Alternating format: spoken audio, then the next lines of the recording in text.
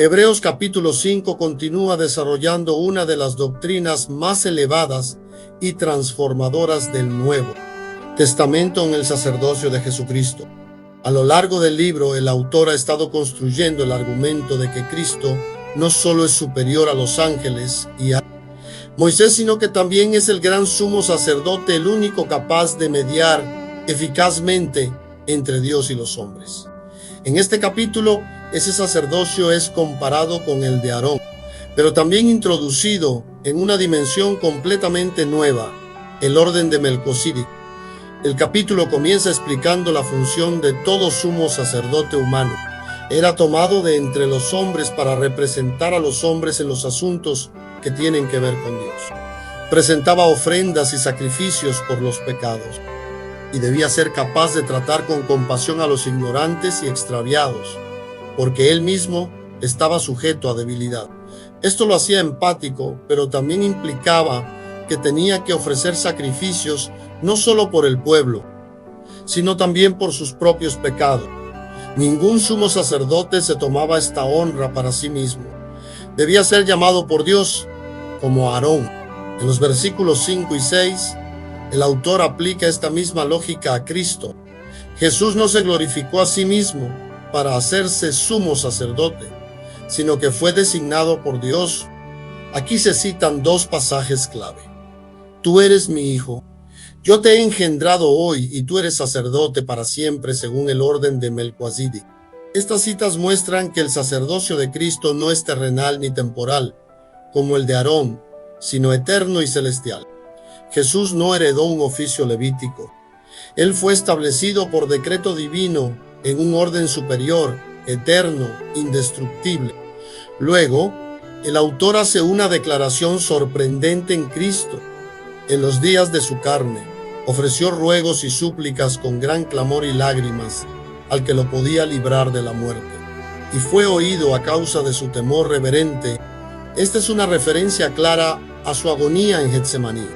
Jesús, aunque era hijo, aprendió la obediencia por lo que padeció. Esto no significa que era desobediente antes, sino que su obediencia fue probada y perfeccionada a través del sufrimiento. Aquí se revela el corazón sumiso, obediente y totalmente humano del Hijo de Dios.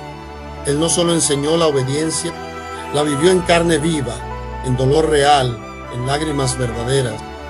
El versículo 9 declara que, habiendo sido perfeccionado, vino a ser autor de eterna salvación para todos los que le obedecen.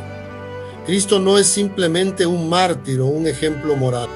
Él es el origen, la fuente, el agente de una salvación que no es momentánea, sino eterna. Y esa salvación no es universal en automático, sino que está condicionada a la obediencia para todos los que le obedecen. La fe bíblica no es una creencia muerta, sino una respuesta obediente al señorío de Cristo. Una vez más se menciona que Jesús fue declarado por Dios como sumo sacerdote según el orden de Melquisedec. Esta mención se repetirá y desarrollará a profundidad en los capítulos siguientes. Pero ya aquí el autor está estableciendo la transición de lo conocido hacia lo revelado en Cristo, un sacerdocio eterno incorruptible, basado no en genealogía humana, sino en poder divino. A partir del versículo 11, el tono cambia bruscamente. El autor expresa frustración santa. Acerca de esto tenemos mucho que decir, y difícil de explicar por cuanto os habéis hecho tardos para oír. Aunque el tema del sacerdocio de Melquisedec es glorioso, el problema no es su complejidad, sino la inmadurez de los oyentes. Se habían vuelto lentos para escuchar, pesados espiritualmente, incapaces de asimilar alimento sólido. Aunque deberían ser ya maestros, todavía necesitaban leche espiritual. No era por falta de información, sino por falta de disposición. Aquí se presenta una advertencia profunda y dolorosa, aun cuando no crecemos en la fe, retrocedemos.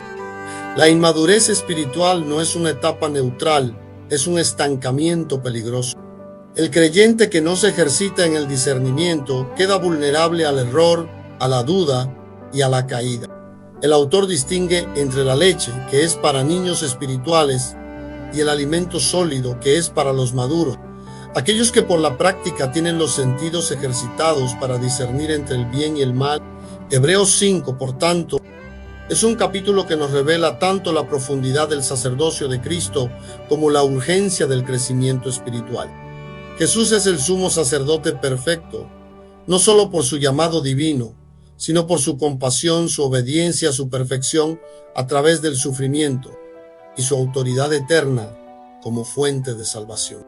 Pero para captar esa gloria, necesitamos corazones sensibles, mentes activas y disposición a madurar en la fe. Este capítulo es una invitación a contemplar a Cristo en su gloria sacerdotal, pero también un llamado a examinarnos a nosotros mismos. ¿Estamos creciendo o estancados? ¿Seguimos bebiendo leche cuando ya deberíamos estar comiendo alimento sólido? Hebreos 5 nos despierta del letargo religioso y nos lleva a una entrega más profunda al único sumo sacerdote eterno en Jesucristo, Señor de nuestra salvación.